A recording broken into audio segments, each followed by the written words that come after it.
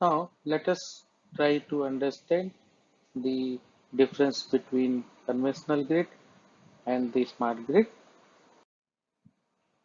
So, the differences can be seen in terms of various characteristics. We will discuss them one by one. So, first is the architecture.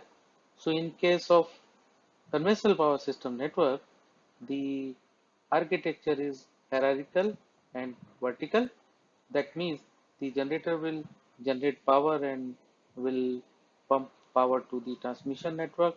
Then transmission network will supply power to the distribution network. And finally, the distribution network will provide power to the loads.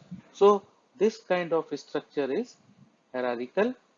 Now in case of smart grid, the structure will be unbundled with lot of distributed energy resources. That means that the generator will no longer be responsible for the generation of the electricity, while in case of a smart grid, the transmission as well as distribution as well as loads will have some contribution towards the energy generation. So in that case, the role of entities will be unbundled and the structure will also be distributed because the resources, say the generating resources, are now distributed across the power system network. Now, next is the consumer participation. The conventional power system has non-participative and uninformed customer. The customer is informed only about the bill. There is no role of customer towards the interaction in the power system, distribution or the other activities. While in case of the smart grid, the customer is no longer a customer, he is a prosumer. So he will be having informed and participative role because the consumer has to keep on getting the real-time prices as well as the loading conditions so that he can participate in the demand response and other activities in the power system network. Now, the third characteristic is the generation and storage options. So, in case of conventional power system network, the central generator has the dominance and there is no energy storage framework available in case of conventional power system network. While in case of smart grid, the role of distributed energy resources will be more and those DERs will be more of plug and play kind of feature. Since we have lot of intermittencies in case of distributed energy resources, that means that energy storage also needs to be integrated to adjust the supply balance equation when there is an intermittency in the distributed energy resources. The next characteristic is power quality. In the case of conventional power system network, the power quality is poor and there is a more focus on outage. So if there is a abnormal condition, the first thing which is done by the distribution companies is to switch off the network without any alternate path provided to the consumer to restore the electricity. So that's why the conventional power system network is very poor in the power quality. While in case of smart grid, power quality is a priority. That's why reconfiguration and restoration is taken care by the distribution companies at fast pace so that the consumer is least affected. Now, next characteristic is new product and services. So, in case of conventional power system network, the new products are very limited. Consumers are not given the choices to choose a particular type of rates of electricity or particular type of option to have better price of the electricity. So that's why the consumer focus is very poor in case of conventional power system network because tariffs are regulated. That means the tariffs are designed by the regulatory commission, and consumer has very less option to switch over from one type of tariff to other type of tariffs. While in case of smart grid, there will be better market and services for consumer. Even if the consumer is not satisfied with his energy service provider, he has the option to switch over to new service provider.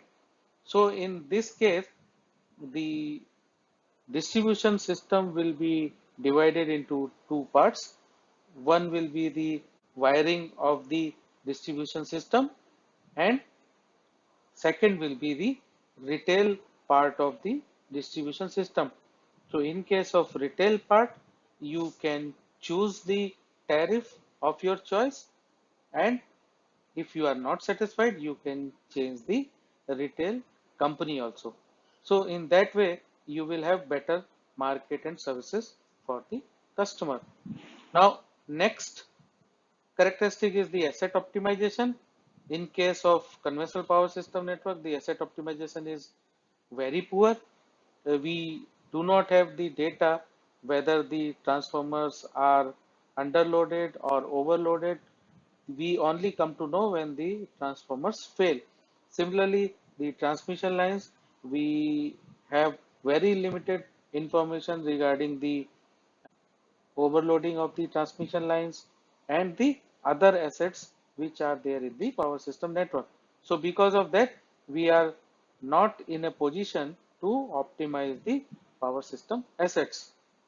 While in case of a smart grid, we will have data driven predictive asset management, where based on the data set we can predict well in advance when the transformer is liable to be maintained.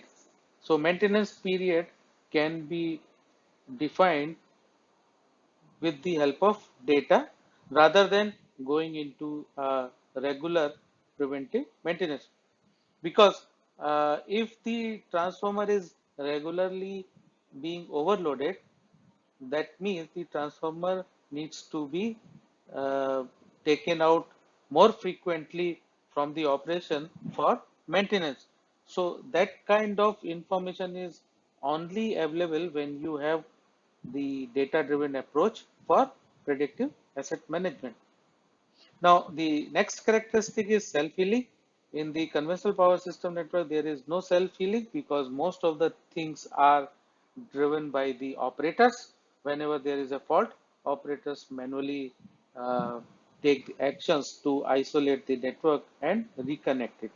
While in case of a smart grid, the requirement is to have the self-healing approach in the power system network. It should have automatic and predictive fault analysis as well as the restoration process. So whenever there is a fault, only the faulty segment will be isolated and the power system will be restored so that the customers are least affected. Now, cyber attack. The conventional power system network is very vulnerable to cyber attack. Why? Because the conventional power system network is not designed considering the cyber security in center. So in that case, because of having lot of legacy protocols which are very vulnerable to cyber attacks, the conventional power system network cannot handle the cyber attacks. While the smart grid is designed in such a way that it is resilient to cyber attacks. Now, disaster management. In case of disaster management, the conventional power system network is very slow and reactive in response to the natural disasters because the process which is being followed in the conventional power system network for the restoration is mostly the manual process, and there is no predictive analysis is being done well in advance to save the power system network. While in case of the smart grid, the restoration will be quick and proactive. uh, when there is a disaster. Why this will be quick?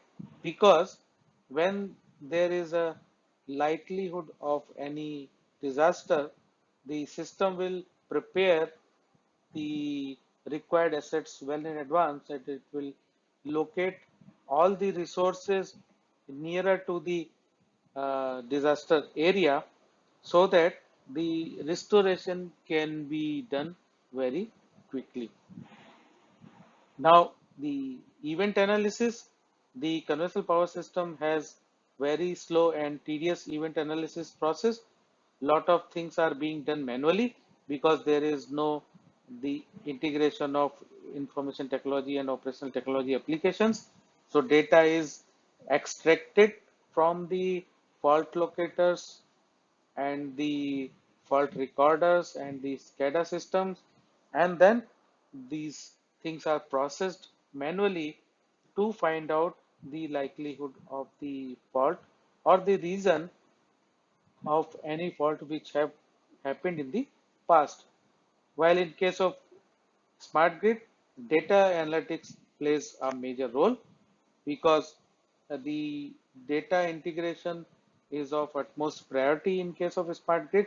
So when we have data integration, all the devices will communicate required data almost in real time, and then this information is processed using data analytics applications so that we can save the system from any possible outages or any abnormal activity. Communication. So in case of conventional power system network, the communication is mostly one way. Even in some of the cases, the communication is even not being stabilized. That is being done manually with the help of operators to call the substations and take the details. So the communication is very poor in case of conventional power system network, while in case of a smart grid, the requirement is to have integrated two-way communications. Until unless we have integrated two-way communication, it is very difficult to realize the smart grid concept because the communication will help you to have the data being sent from devices to servers and then from servers to devices more frequently without any problem. The next characteristic is the predictive nature. So the conventional power system network is not having any predictive process and applications deployed, while in case of smart grid, we need to have predictive processes and applications to be deployed because until unless we predict the event well in advance, we cannot save our power system network from any possible collapse or any possible abnormal condition which is happening in the system. Next is the intelligence. We have very limited intelligence in case of conventional power system network because the conventional power system network depends upon operators. So the events are mostly operator driven, and operator takes decision based on any abnormal condition on how to operate. While in case of a smart grid, the system is intelligent to integrate and process the critical information.